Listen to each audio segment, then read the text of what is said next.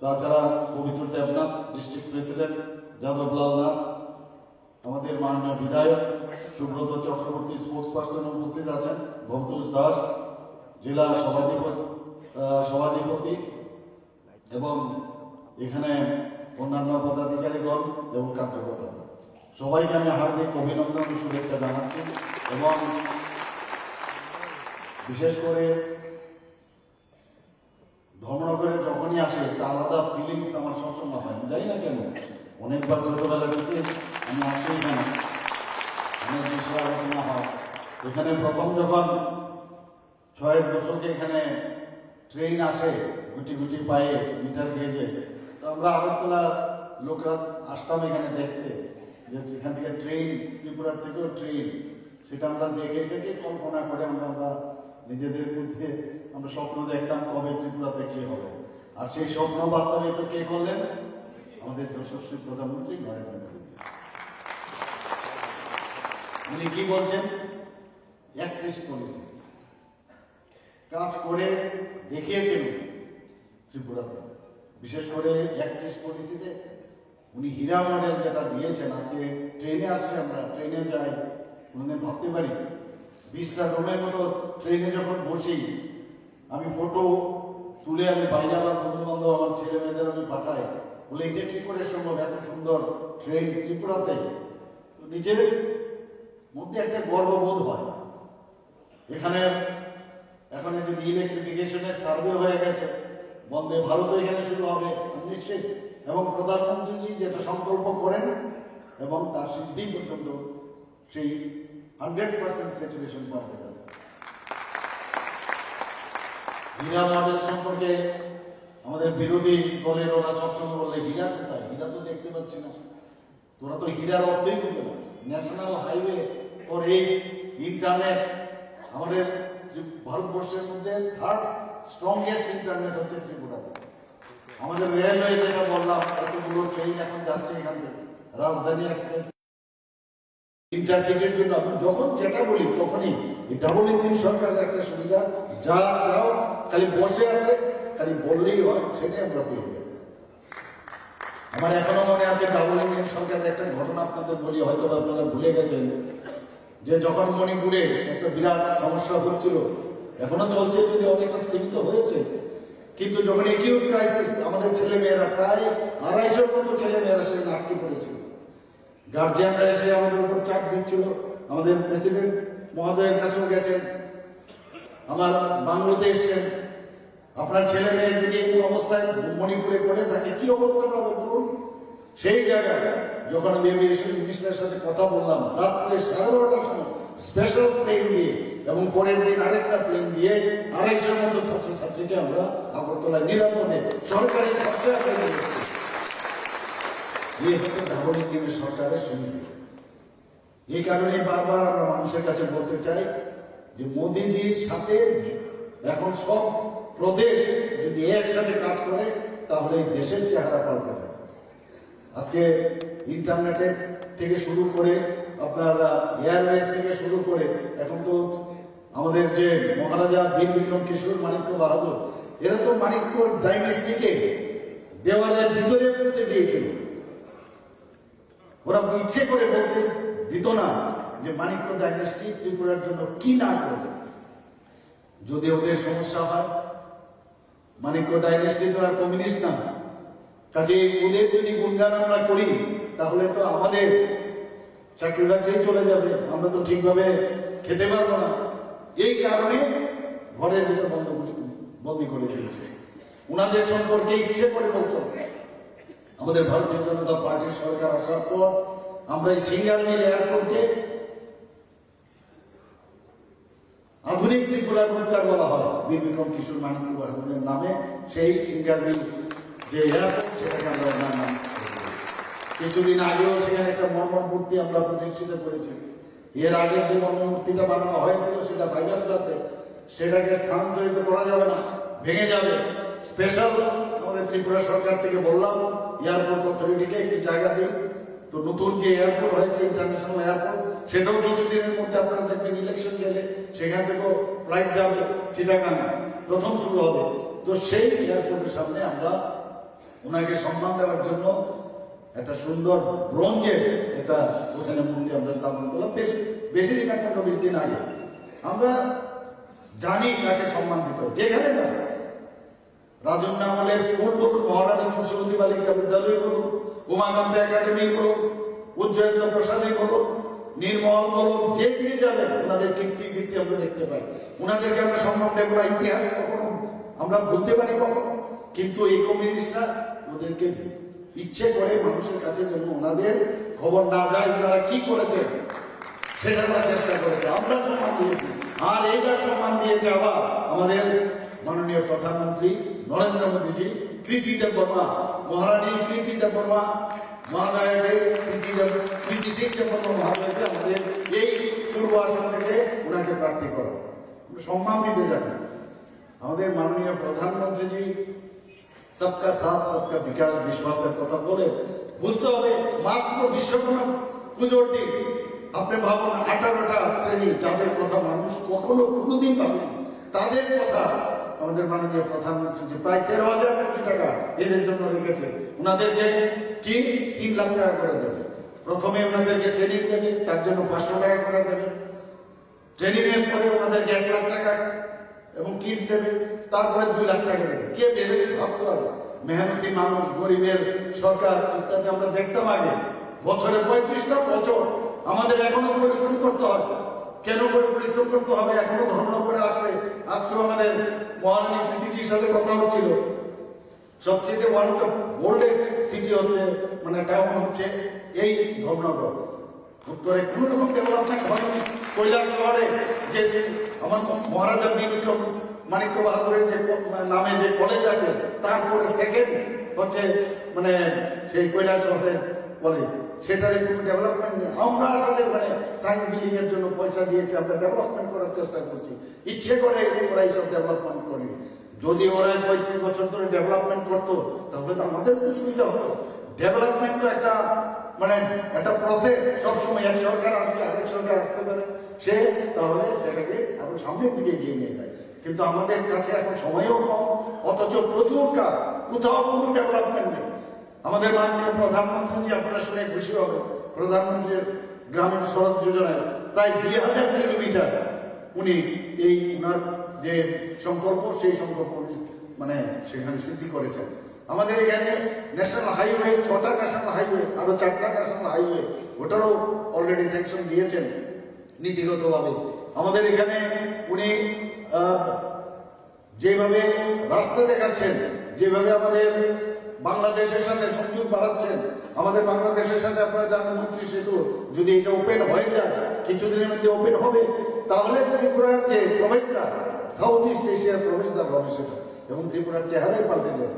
Rail train আমরা নিজেরা নিয়েছিলাম সেদিন, বাংলাদেশের যিনি প্রধানমন্ত্রী ওনার সাথে, এবং আমি ত্রিপুরার মুখ্যমন্ত্রী হিসাবে ভিডিও কনফারেন্সে আমরা সেখানে ওপেনিং করে ট্রায়াল রান হয়েছে। এখান থেকে আপনি যদি কলকাতা যান ট্রেনে করে 8 থেকে 10 ঘন্টার মধ্যে আপনি কলকাতায় পৌঁছে যাবেন, ভাবা যায় কিন্তু।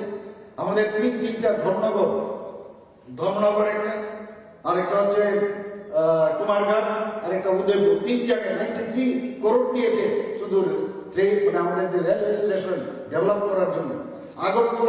আগরতলা স্টেশনকে 250-250 কোটি টাকা দিয়েছে ডেভেলপমেন্ট করার জন্য। চিন্তা ভাবনা, উনি বারবার বলছেন নর্থ ইস্ট যদি ডেভেলপমেন্ট না হয় তাহলে ভারতও ডেভেলপমেন্ট হবে না। আমি এই জায়গায় বলতে চাই, আমি বারবার যেটা বলি যে জনজাতিদের যদি ডেভেলপমেন্ট না হয় তো ত্রিপুরাও ডেভেলপমেন্ট হবে না, এবং সেটা আমরা সেই বিষয়ে আমরা কাজ করছি। আমরা অনেক আমরা জনজাতিদের জন্য করেছি। আপনারা জানেন যে মাননীয় প্রধানমন্ত্রীজি চান যে নর্থ ইস্টের রিজনে আগে কি দেখতাম, খালি মানে ডিনামাইটের আওয়াজ হতো, আর সমস্ত যারা উগ্রপন্থীরা খানাখোনা ছিল, মানুষকে ধরে নিয়ে যাওয়া, খুন সন্ত্রাস এইসবই তো ছিল, অগ্নিসংযোগ এইসব ছিল। তো সেই জায়গায় মাননীয় প্রধানমন্ত্রী 2014 পরে আসার পর 2019-এ এনএলএফটির সাথে উনি আমাদের সরকার চুক্তি করেন। 2020 সালে ব্রুরিয়াং শরণার্থী, অনেকে অনেক ধরনের কথা বলেছে ব্রুরিয়াংদের নিয়ে, এই ভারতীয় জনতা পার্টি সরকার আসার পর কোয়াড্রিপার্টাইট যে ওখানে চুক্তি হয়, যে কারণে ওনাদের আমরা বিভিন্ন জায়গায় ত্রিপুরার বিভিন্ন 12টা জায়গার মধ্যে ওনাদেরকে আমরা সেটেল ডাউন করছি। যে তো আর কোনদিন সম্ভব হয়নি। প্রায় 500 থেকে 600 কোটি টাকা এর জন্য বরাদ্দ করেছে আমাদের কেন্দ্রীয় সরকার। 2021 সালে কার্গিল চুক্তি হয়েছে। অর্থাৎ এগুলো করার অর্থটা এটাই যে নর্থ ইস্ট নিয়ে এতদিন ধরে এর আগে ইউপিএ সরকার ছিল, কেউ কিন্তু কোনদিন এভাবে ভাবেনি। আর সেই ভাবনাটা প্রধানমন্ত্রী যে এখন করছেন। কার্গিল চুক্তি হয়েছে, 2022 সালে আদিবাসী চুক্তি হয়েছে, পরে আসাম মেঘালয় আন্তঃরাজ্য সীমানা নির্ধারণ চুক্তি হয়েছে, 2023 সালে আসাম অরুণাচল প্রদেশ সীমানা নির্ধারণ চুক্তি হয়েছে, 2023 সালে ডিমাসা চুক্তি হয়েছে, ইউএনএলএফ চুক্তি ওপরে রুফার সাথে চুক্তি হয়েছে।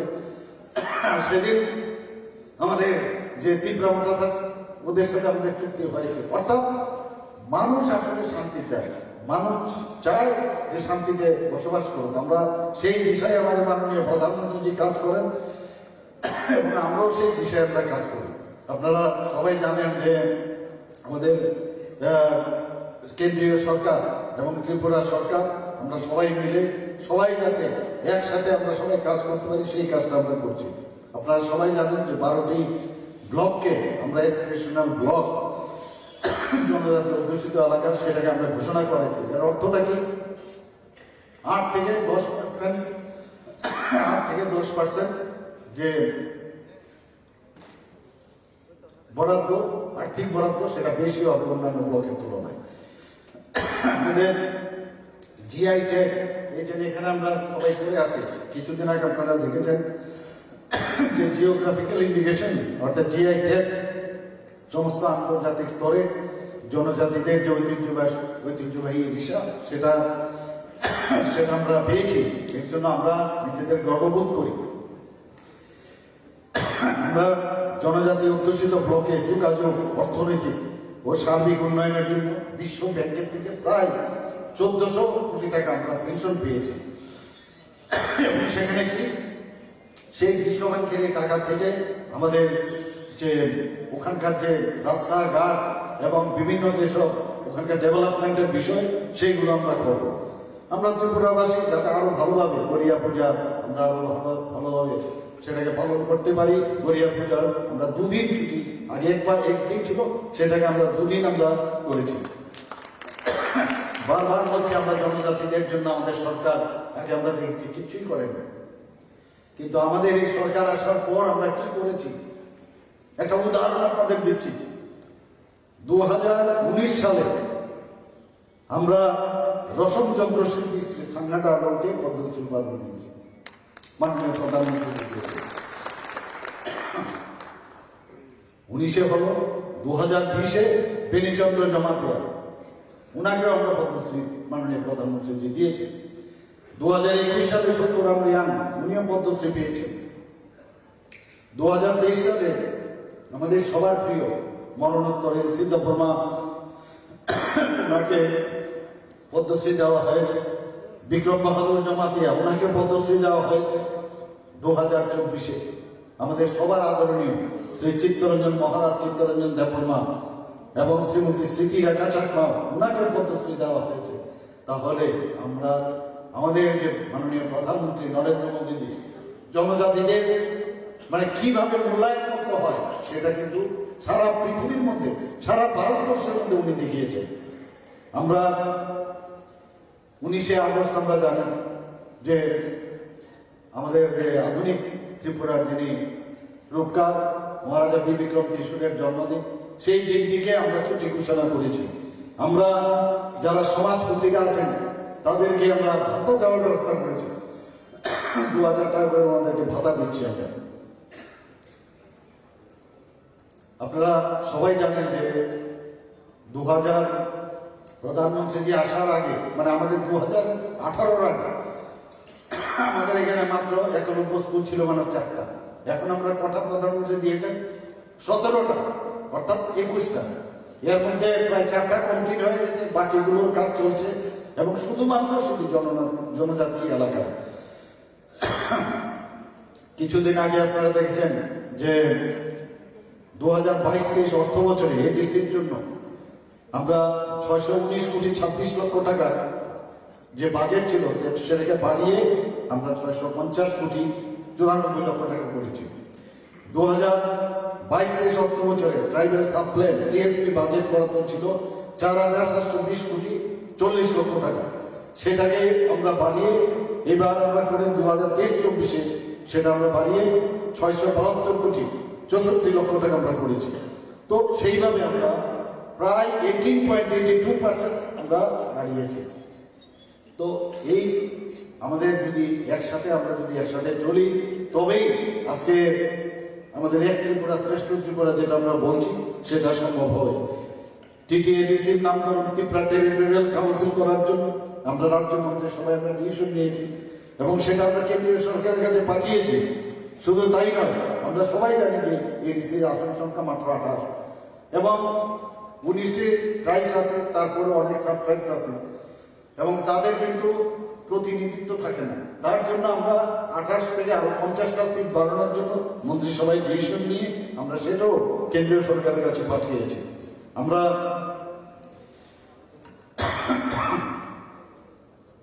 বনাধিকার আইন সেটাকে আমরা 2023 পর্যন্ত এখন পর্যন্ত সেটাকে 1,31,500 যারা 50টি জনজাতি এবং ও জনজাতি পরিবারকে মোট 1,86,000 টাকা জমির হেক্টর আমরা জমির পাট্টা প্রদান করেছি এবং দ্রুততার সাথে যাতে জমি চিহ্নিত করা যায় তার জন্য আমরা চেষ্টা করেছি। আমরা চাই যে আমরা জাতি জনজাতি আমরা একসাথে মিলে আমাদের যাতে আমাদের রিলেশন যেন আরো বাড়ে সেই দিকে আমরা কাজ করি। বন্ধুগণ, আমার গলার অবস্থাও বেশি ভালো না, কিন্তু আমার এখানে আসতে হবে, কারণ যেহেতু পার্টির থেকে নির্দেশ দিয়েছে এখানে আসতেই হবে। আমরা সবাই মিলে একসাথে এক ত্রিপুরা শ্রেষ্ঠ ত্রিপুরা আমরা করব। আপনারা দেখেছেন এই সরকারের সময়ে জিন্দাবাদ জিন্দাবাদ কিন্তু অনেকটা কমে গেছে এবং আপনারা দেখেছেন যে 25% দিয়ে আন্দোলন করার আগেই কিন্তু আমরা ওদেরকে আমরা 25% দিয়ে আমরা দিয়েছি। সে অনেকেই ভাবত যে এটা কি করে সম্ভব, যেখানে মুখ্যমন্ত্রীর জন আরোগ্য যোজনায় আপনারা সবাই জানেন যে প্রধানমন্ত্রী জন আরোগ্য যোজনায় আমরা 13 লক্ষ আমাদের টার্গেট ছিল, 13 লক্ষ আমাদের 100% আমাদের ফুলফিল করেছি, কিন্তু তারপরেও বহু লোক কভার হয় না। এখানে যারা আছেন, এখানে মঞ্চে বা মঞ্চের নিচে যারাই আছেন, মুখ্যমন্ত্রীর জন আরোগ্য যোজনা যেটা আমরা কিছুদিন আগে তার বাজেট আমরা রেখেছি এবং সেটা শুরু হয়েছে, তার জন্য প্রায় 4 লক্ষ লোক অলরেডি রেজিস্ট্রেশনও করে ফেলেছে এবং একই ধাপে 5 লক্ষ টাকা করে প্রতিটি ফেলে দিতে হবে। অ্যাডক প্রমোশন বহু বছর ধরে প্রমোশন হয় না। আমাদের সরকার আসার পর অ্যাডক প্রমোশন আমরা চালু করেছি।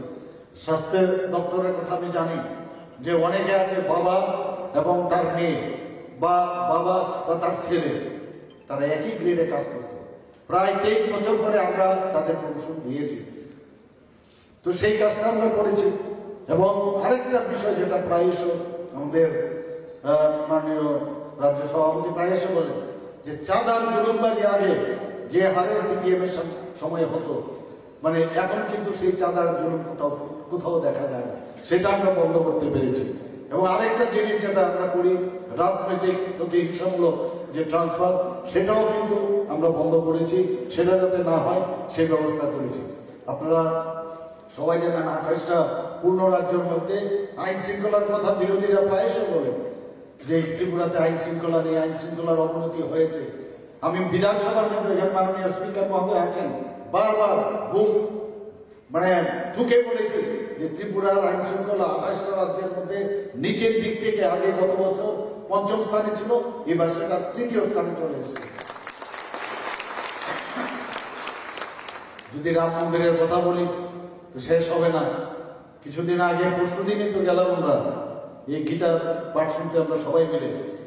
তো সহস্রাধিক লোক ওখানে গীতা পাঠ করেছে রাম মন্দির প্রতিষ্ঠা হওয়ার সুবাদে। তো একটা রাম মন্দির মাননীয় প্রধানমন্ত্রী যখন রাম মন্দির প্রতিষ্ঠিত করলেন, সারা ভারতবর্ষ যেন রামময় হয়ে গেছে। আমরা একটা আধ্যাত্মিক একটা ফিলিংস আমাদের মধ্যে সব চলে এসেছিল। সেদিনও গীতা পাঠ যখন আমরা শুনলাম, ছোট ছোট ছেলে মেয়েরা সবাই একসাথে গীতা পাঠ করছিল, মনে হচ্ছিল সারা আগরতলা শহর তথা ত্রিপুরা গীতাময় হয়ে গেছিল। তো প্রধানমন্ত্রীর কারণে আমরা দেখছি প্রতিরক্ষার দিকে হোক, আধ্যাত্মিক দিক দিয়ে হোক, মানুষের মান উন্নয়ন হোক, আর্থসামাজিক উন্নয়ন হোক, সব দিকে আমরা কিন্তু উন্নয়নে দেখতে পাচ্ছি। এইরকম একজন ব্যক্তি, এমন একজন ব্যক্তি আমাদের উপরওয়ালায় আমাদের পাঠিয়েছেন। তো এরকম একজন গার্জিয়ান আমাদের কাছে আছেন। ভারতীয় জনতা পার্টি এখন প্রায় 18 কোটি তার সদস্য সংখ্যা, এবং তার যে আমাদের সর্বভারতীয় সভাপতি জেপি নাড্ডা, আমাদের গার্জিয়ান আরেকজন আছেন, সবাই জানেন, অমিত শাহ, যিনি বর্তমানে আমাদের হোম মিনিস্টার। তিনজনে মিলে যেভাবে পরিশ্রম করে, যখন আপনারা দেখেন এই সোশ্যাল মিডিয়াতে সারাক্ষণ ধরে এক মাথার থেকে আরেক মাথায় যাচ্ছে, একদিকে অফিস চালানো, একদিকে দেশের প্রতিরক্ষার কথা চিন্তা করা, দেশের মানুষের উন্নয়ন কিভাবে হবে, গরিব মানুষদের কিভাবে সাহায্য করবে, সেই চিন্তাধারা একদিকে করছেন। আরেকদিক দিয়ে নিয়মিত আমাদের দেশের যে কাজ, দেশের উন্নয়নের জন্য যে কাজ, সেই কাজগুলো ওনারা করছেন। তো ওনাদের দেখে আমাদেরও, যারা আজকে বুথ লেভেলের কথা হচ্ছে, আমরা বারবার বলছি যে বুথ লেভেল, মাইক্রো লেভেলে যদি আমরা কাজটা না করি সুচারুরূপে, তাহলে আমরা কোনো অবস্থায় যে আমাদের এইমস এন্ড অবজেক্টিভ, সেটা কোনোদিন ফুলফিল হবে না। আপনারা সবাই জানেন যে এখানে বিকশিত ভারত সংকল্প যাত্রা মাননীয় প্রধানমন্ত্রী যেখানে করেছেন, আমাদের এখানে প্রায় 16টার মতো গাড়ি উনি পাঠিয়েছেন। উদ্দেশ্য কি, যে না, আমি যেহেতু এত যে স্কিম করলাম, সেইগুলো যদি সে ফাইলেই বলতে থাকে, তাহলে তো লাভের লাভ কিছুই হবে না।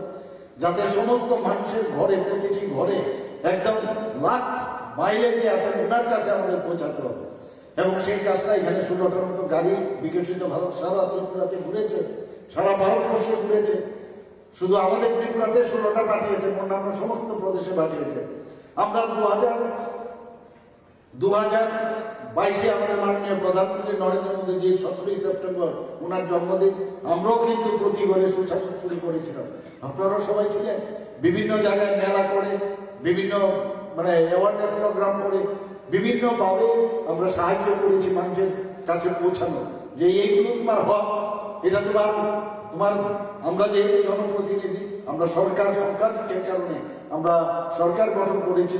মাননীয় প্রধানমন্ত্রীজি এই স্কিমগুলো বানিয়েছেন আপনাদের জন্য, সেই স্কিমগুলো যাতে সবার কাছে পৌঁছায় সেই ব্যবস্থা আমরা করেছি। সামাজিক ভাতার কথা যদি বলি, ভারতবর্ষের কোথাও সামাজিক ভাতা 2000 টাকা দিয়ে, একমাত্র ত্রিপুরাতে সামাজিক ভাতা 33 প্রকারের আমাদের সামাজিক ভাতা আছে। 2000 টাকা করে আমরা সামাজিক ভাতা দিই। সেখানে দেখা হয় না কে জনজাতি, কে জাতি, কে মুসলমান, কে হিন্দু, কে বুদ্ধিস্ট, কে খ্রিস্টান, সবার জন্য। এই হচ্ছে ভারতীয় জনতা পার্টি। কিন্তু আগে আমরা দেখতাম বেছে বেছে, এই লাল জমানায় বেছে বেছে তাদেরকে ভাতা দেওয়া হতো, এবং এই জায়গার মধ্যে আমরা দেখিয়েছি না, এইভাবেও রাজনীতি করা যায়, যে সবাইকে এক চোখনীতি না করে 2 চোখে যেন আমরা দেখি, সেই রাজনীতি আমরা করছি। আমরা এর মধ্যে আপনারা দেখেছেন যে আমরা সবসময় জানি ইলেকশন মানে একটা আতঙ্কের পরিবেশ। সেই পরিবেশের মধ্যে এতদিন ধরে আমরা দেখেছি খুন, সন্ত্রাস, ধর্ষণ, এবং যারা বিরোধী দল তাদের তো এখনই খুন হতে হবে, নতুবা এই ত্রিপুরার থেকে পালিয়ে যেতে হবে। তার থেকে মুক্তি পাওয়ার জন্য আমরা 2023-এর ইলেকশনে আমরা ডিসিশন নিলাম। আমার মাননীয় প্রদেশ সভাপতি, ওনাকে আমি বললাম, উনিও সমস্ত কার্যকর্তাদের বললেন যে আমরা কোনো অবস্থায় আমরা গুন্ডামি করবো না, কারণ আমাদের পার্টি গুন্ডার পার্টি না, আমরা হচ্ছে মানুষের পার্টি। আমরা মানুষের, অর্থাৎ যাদের হুঁশ আছে সেই ধরনের আমরা পার্টি। এবং মানুষ অনেকে আমার কাছে বলেছেন এইভাবে করলে কিন্তু ইলেকশন হেরে যাবেন, কারণ এই যে সাইন্টিফিক রেগিংয়ের যে কথা সিপিএম বলে এবং গর্বের সাথে বলে, সেইভাবে যদি আপনারা না করেন আপনি হেরে যাবেন। আমরা দেখি না কি হয়, কিন্তু কি হবে শেষ পর্যন্ত। আমাদের মাননীয় সভাপতি একটা সুন্দরভাবে বলেন, আই করতাছি, প্রায় বলতো 2023-এর সময়, কোথায় আই করতাছি, এরা নিজেরাই তো চলে গেল। তো শেষ পর্যন্ত 2023-এ মাননীয় প্রধানমন্ত্রীর নেতৃত্বে আমরা আবার ভারতীয় জনতা পার্টির সরকার, আইপিএফ সরকার, এখানে আমরা প্রতিষ্ঠিত হয়েছি। ভারতীয় জনতা পার্টির উপর এখন মানুষ, সমস্ত অন্যান্য পার্টি সবার বিশ্বাস বেড়ে গেছে এখন বন্ধুগণ। নতুবা এই যে তীব্রা মথা, ওরা অনেক চিন্তা ভাবনা করেছে, ওনাদের অনেক দাবি আছে, কিন্তু শেষ পর্যন্ত বুঝে গেছে যে ভারতীয় জনতা পার্টির সাথে যদি যুক্ত না হয়, মাননীয় প্রধানমন্ত্রী ছাড়া জনজাতিদের উন্নয়ন কেউ করতে পারবে না। সেই কারণে এখন ভারতীয় জনতা পার্টি, আমাদের আইপিএফটি এবং তীব্রা মতাজকে একসাথে হয়ে গেছে।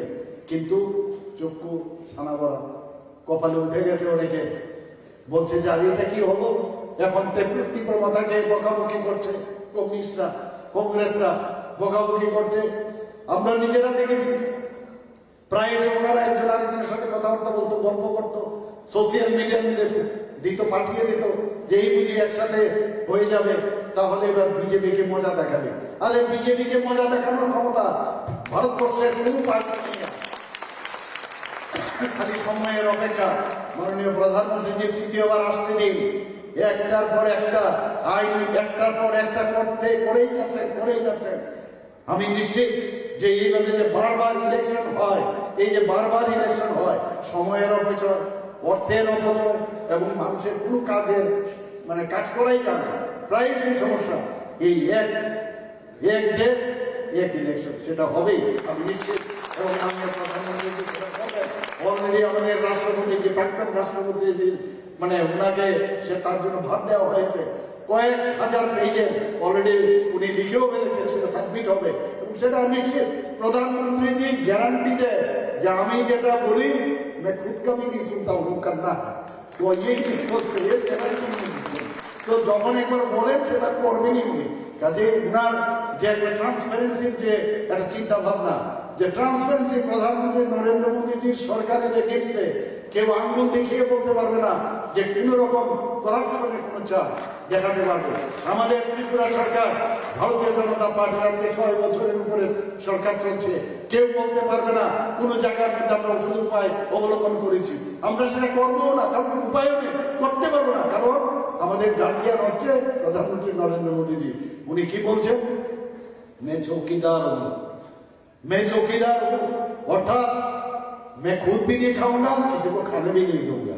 यही যে একটা চিন্তা ভাবনা, এরকম একটা অদ্ভুত একটা পরিবেশের মধ্যে আমরা চলে এসেছি। 2014 আগে একটা সময় ছিল, এই ভারত টিকবে কি টিকবে না। আপনারা জানেন কত প্রধানমন্ত্রী কয়েক মাসের মধ্যে চেঞ্জ হয়ে যেত, কয়েক বছরের মধ্যে চেঞ্জ হয়ে যেত। আর আমাদের জওয়ানদের মুন্ডু কেটে আমাদের ভারতবর্ষের মধ্যে ফেলে দিত। আমাদের ভারতবর্ষে এসে ফেলে দিত বুক ফুলিয়ে আমাদের পার্লামেন্টে, যেখানে গণতন্ত্রের পীঠস্থান, সেখানে আক্রমণ করেছে, বোম্বেতে আক্রমণ করেছে, একের পরে বিভিন্ন জায়গায় সন্ত্রাসবাদীদের আক্রমণ। আমাদের চায়না হাজার হাজার বর্গ কিলোমিটার দখল করে নিয়েছে। সেই জায়গায় মাননীয় প্রধানমন্ত্রীজি কিচ্ছু বলেনি, খালি বলেছে এর প্রতিশোধ আমরা নেব। কি করলেন? সার্জিক্যাল স্ট্রাইক আর এয়ার স্ট্রাইক যখন করলেন, ডোকালামের মধ্যে আমাদের সোলজাররা চোখে চোখ মিলিয়ে যখন রেখেছেন, তখন কিন্তু আর রা শব্দও নেই। কোথায় গেল পাকিস্তান, আর কোথায় গেল আজকে চায়না? সারা পৃথিবীর সব নেতারা প্রধানমন্ত্রীজির কয়েকজন নেতা তো ওনার পা ধরে ওনাকে নমস্কার করে, কেউ বলে মিস্টার বস করে ওনাকে সম্বোধন করে। আমি নিজেও G20-তে আমি গেছি, G20-তে ওনাকে যে সম্মানের চোখে দেখে আমাদের গর্বে ফুলে উঠে, এইরকম একজন প্রধানমন্ত্রী আন্ডারে আমরা কাজ করছি। বন্ধুগণ, উনি আজকে সবচেয়ে বড় আরেকটা বিষয়, আমি মানুষের সাথে কানেকশন রাখার এখন রিসার্চ চলছে যে মাননীয় প্রধানমন্ত্রীর আগে এই ভারতবর্ষ 2014 আগে এবং 2014 পরে প্রধানমন্ত্রী আসার পরে উনি এই দেশের জন্য কি কি করেছেন। আমরা অত্যন্ত ভাগ্যবান যে এইরকম একজন আমরা নেতা আমাদের সাথে আছে। শুধু কিচ্ছু না, মানুষের কাছে যাওয়া আর খালি গিয়ে বলা প্রধানমন্ত্রীজি আপনাদের কাছে পাঠিয়েছে, এবং 365 দিন, যেটা আমাদের জেনারেল সেক্রেটারি বলার চেষ্টা করেছেন, যে প্রতিটা ঘরে গিয়ে খালি বলা প্রধানমন্ত্রীজি আপনাদের কাছে পাঠিয়েছেন আশীর্বাদ নেওয়ার জন্য, আর কিচ্ছু না। কাজ করেছেন 365 দিন, আমাদের সরকার কাজ করেছে, কাজের বিনিময়ে আপনাদের কাছে এসছে, আর কিচ্ছু লাগবে না। এবং আগামী দিন আরো কাজ বাকি রয়েছে, আরো অনেক কিছু করার আছে। Very important, crucial time. 317 উনি বলেছেন, টার্গেট মাত্রা দিয়েছেন বিজেপি। 370 কেন দিয়েছেন? এই কারণে দিয়েছেন 370 ধারা এবং 35A, যে জম্মু এন্ড কাশ্মীরের বিলোপ করার পরে, এই 370 ধারা বিলোপ করার পরে আজকে জম্মু এন্ড কাশ্মীরের যে ওখানকার যে অর্থনৈতিক অবস্থা এবং ওখানকার যে মানুষের মান উন্নয়ন সম্মান, সেটা আবার ফিরে এসছে, আবার নতুনভাবে স্বাধীন মনে হচ্ছে যে জম্মু এন্ড কাশ্মীরের স্বাধীনতা লাভ হয়েছে। তো সেই কারণে ওটাকে সম্মান দেওয়ার জন্য উনি টার্গেট রেখেছেন 370।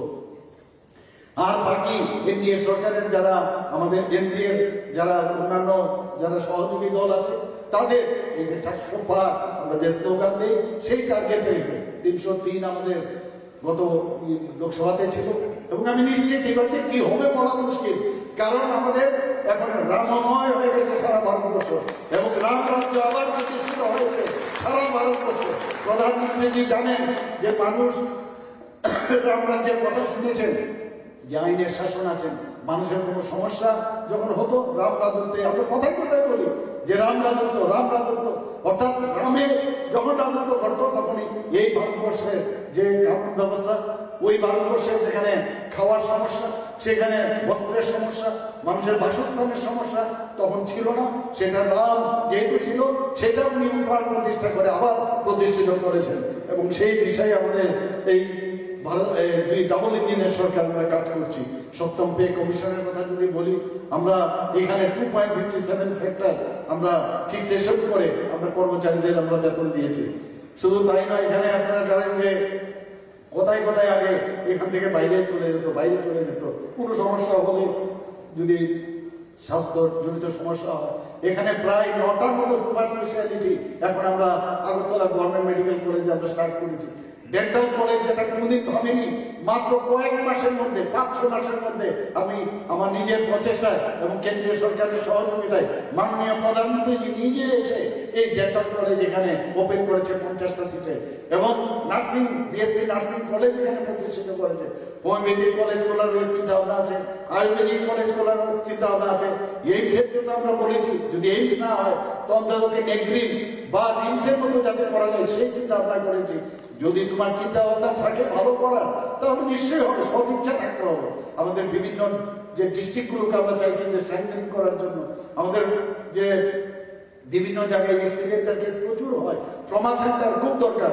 সাউথে আমরা শান্তির বাজার ডিস্ট্রিক্ট হসপিটালে আমরা সেই ট্রমা সেন্টার করেছি, উদয়পুরে ট্রমা সেন্টার খুলেছি, এবং ধর্মনগরে খালি বাকি, সেটাও ওপেনিং হবে। আগরতলাতে তো আছেই, আর আমবাসাতে করেছি। কার্ডিয়াক সেন্টার আমরা আমবাসাতে করেছি। আমরা চাই 100টার মতো আরো সাব সেন্টার হবে এবং সমস্ত ডিস্ট্রিক্টে এডিকশন সেন্টার হবে। এর মধ্যে মাননীয় প্রধানমন্ত্রী পিএম প্রাইম মিনিস্টার যে আমাদের ডোনার মিনিস্ট্রি থেকে, সেখান থেকে প্রায় 700 কোটি টাকার মতো দিয়েছে, 200 কোটি টাকা দিয়েছে শুধু ডেন্টাল কলেজ তৈরি করার জন্য। একটা এই বিশ্রামগঞ্জের মধ্যে একটা এডিকশন সেন্টার করার জন্য সেই টাকা থেকে আমরা করছি। সব দিকে এখন উন্নয়নে উন্নয়ন। আমি আশা করি যে আগামী দিন আমাদের ত্রিপুরার যে আমরা যে চিন্তা ভাবনা করছি, প্রধানমন্ত্রী যে চিন্তা ভাবনা করছেন, সেটা অবশ্যই হবে। এবং আপনারা শুনে খুশি হবেন, ইএসআই হসপিটাল খুব দরকার এখানে। এর জন্য খুব অল্প দিনের মধ্যে আমরা যখন আমাদের মাননীয় ইউনিয়ন মিনিস্টার বললেন যে ইএসআই হসপিটাল আপনারা যদি করতে চান তাহলে ল্যান্ড দিতে হবে, খুব অল্প দিনের মধ্যে আমরা 5 একর ল্যান্ড দুর্যোগনগরের কাছে আমরা দিয়েছি, এবং সেখানেও সেই ইএসআই হসপিটাল হবে। আমাদের এখানে পিজি সিট আমাদের মাত্র 85 ছিল, সেটাকে 100 করার জন্য আমাদের এনএমসি আমাদের অলরেডি স্যাংশন করেছে।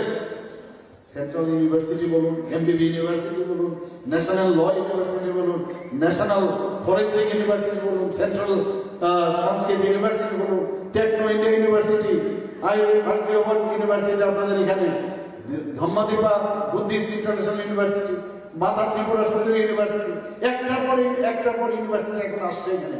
মানুষ বুঝেছে এখানে শান্তির জায়গা, এখানে ইনভেস্টমেন্ট প্রচুর আসছে। এখানে একটা এডুকেশন হাব আমরা তৈরি করতে চাই, মেডিকেল হাব তৈরি করতে চাই, মানুষের জন্য আমরা কাজ করতে চাই।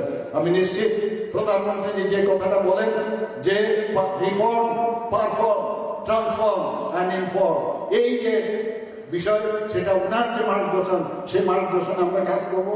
এখানে ন্যাশনাল এডুকেশন পলিসি 2020 সেটা আমরা যারা ডিগ্রি কলেজে সেটা আমরা লাগু করেছি। আমরা মহিলাদের যাতে আরো বেশি তাদের সশক্তিকরণের কথা আগে আমরা শুনেছি, বিরোধী দল নেতারা প্রায়শই বলেন সশক্তিকরণের কথা। সত্যিকারের অর্থে আপনারা সবাই জানেন এসএসজি গ্রুপ ত্রিপুরাতে সাকসেসফুল, মাত্র 4,000 মাত্র এসএসজি গ্রুপ ছিল, সেখানে এখানে 56,000 এসএসজি গ্রুপ হয়েছে। ভাবা যায় এতে করে প্রায় 5 লাখ মহিলা এর সাথে যুক্ত হয়ে গেছে। তা আমরা তো সব দিকে আমরা কাজ করছি, যেখানে সরকারি যদি কোনো স্টল হয় সেখানে 50% মহিলাদের জন্য দিয়েছি।